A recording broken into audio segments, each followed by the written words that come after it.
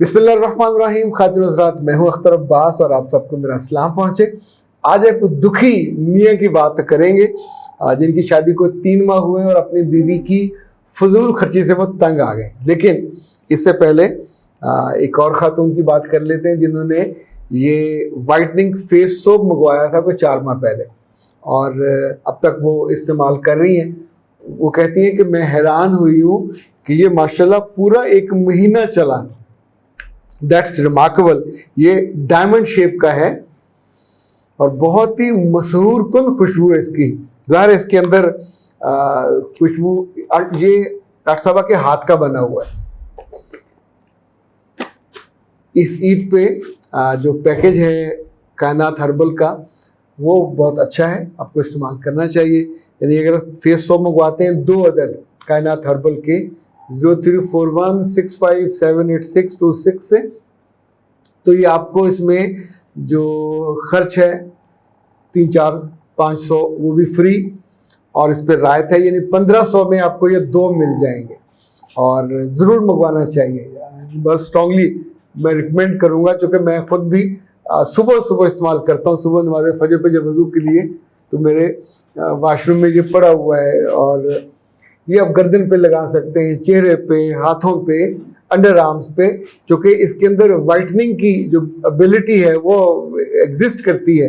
खालिस है, बहुत उम्दा है, बहुत शानदार है, ज़रूर मंगवाना चाहिए। ओके ना, तो अदरी साहब हैं, वो कहते हैं सर 3 माह की हुई है शादी और मैं तंग आ गया हूँ अपनी बीवी की फजूल खर्ची से। पहले मेरे घर का खर्चा 50,000 में आराम से हो जाता था, मगर जब से खर्च बीवी के हाथ में दिया है ये 80,000 को, यानी 30,000 का कम से कम जो डेफिसिट बढ़ गया है। अच्छा, एक बात याद रखें, एंड ये इस सवाल में बीवी के हकूक़ का मसला नहीं है।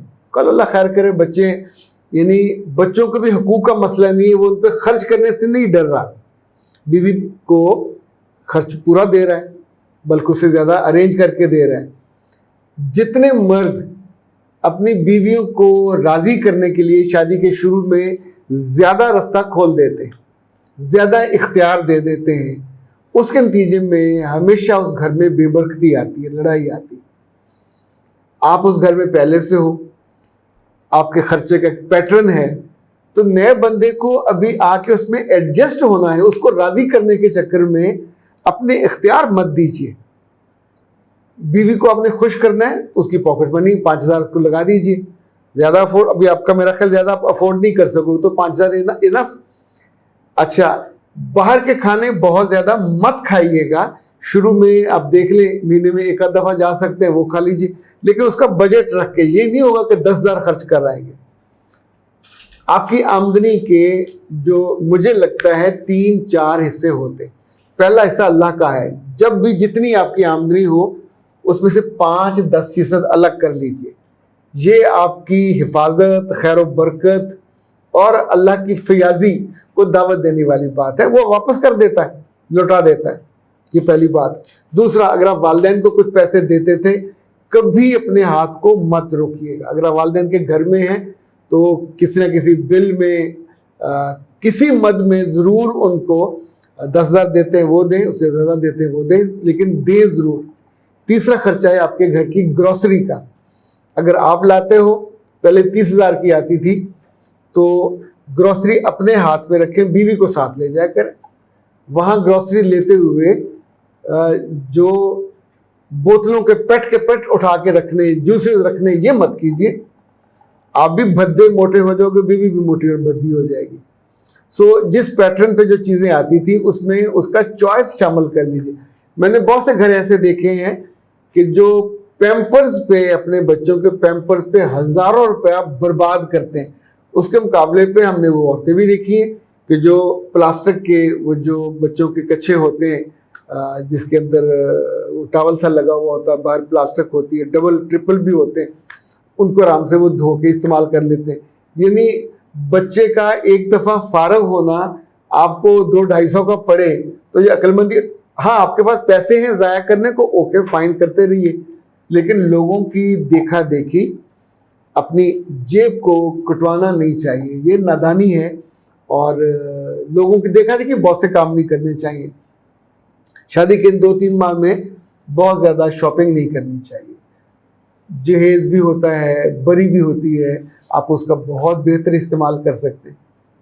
चीज़ों की शेप भी बदली जा सकती है। बाकी लड़की की अम्मा कपड़े वपड़े तो दे देगी सर्दी गर्मी के, आप भी कोई एक आध सूट उसको ले दीजिए। अभी आप बहुत ज़्यादा के चक्कर में ना पड़िए।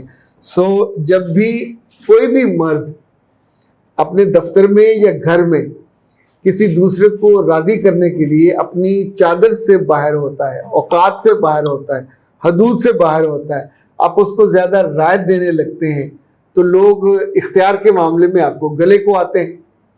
इसी तौर पे दोस्तों के मामले में आपकी इज्जत को आते हैं और घर के मामले में आपके बजट को आते हैं। अब आप महीने का 20-30 हज़ार रुपया किसी से उधार पकड़ोगे तो ये डेफिसिट आपको अगले माह डबल हो जाएगा, आपको पूरे तो करने पड़ने। इसका एक और आसान हल होता है। अंग्रेज़ी में कहा यह जाता है कि आप अपने एक्सपेंस कम न करें, आमदनी बढ़ा लें। तो वेली बैठी वो खर्चा करती है, उसे किसी काम पे लगाइए, किसी जॉब पे लगाइए, तो 30 हज़ार तो वो कमा लाएगी, 40 हज़ार भी कमा लाएगी। तो उससे वो लेने नहीं है, वो खुद खर्च करे, अपने ग्रोसरी पे कर ले, बर्तनों पे कर ले, 100 चीज़ें हो सकती हैं उन पे कर ले। तो ये आराम से आपके घर का जो मसला है ये सॉर्ट आउट हो जाएगा। यानी इसमें सिर्फ उसको फजूल खर्च करके टैग मत कीजिए। बहुत मुमकिन है जिस घर से वो आई है वहाँ पे ज़्यादा फराखी हो, एक्सपेंस में, अखराजात में बहुत पाबंदी ना हो। कुछ घर हैं जहाँ पे सब्ज़ी के साथ साथ फल खूब आता है। अच्छा, फल 1 लें 2 लें, 1000 रुपये तो लग जाता है। तो जहाँ रेगुलर आता होगा वहाँ अच्छा खासा फल पे खर्च उठता है। जो लड़कियाँ फल खाने की आदी शौकीन होती हैं उनकी त्वचा, उनकी जो वो है जिल्द, वो ज़्यादा देर जवान रहती है, खूबसूरत रहती है, सेहतमंद रहती है। अच्छा, लफ्ज़ बाज़ दफ़ा अगर आगे पीछे हो जाएं, अभी इन दिनों वो लतीफ़ा चल रहा है, सियालकोट की वो खातून है मिसेस डार, उन्होंने मैंडेट को मेंढक कह दिया है।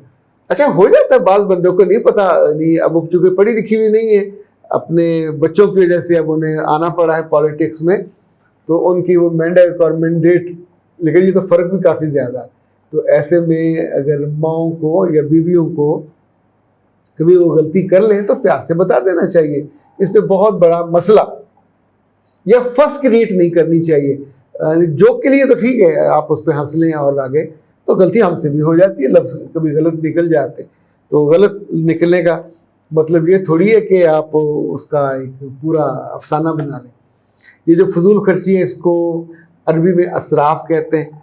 असराफ से अल्लाह ने मना किया और इत्दाल का हुक्म दिया।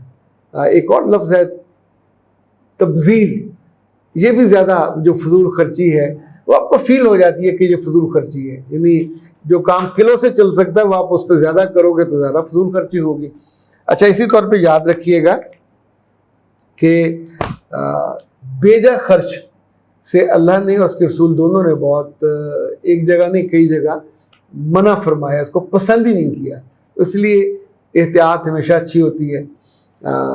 थोड़े पैसे अगर आप बचा लो तो किसी बड़े आने वाले दिनों में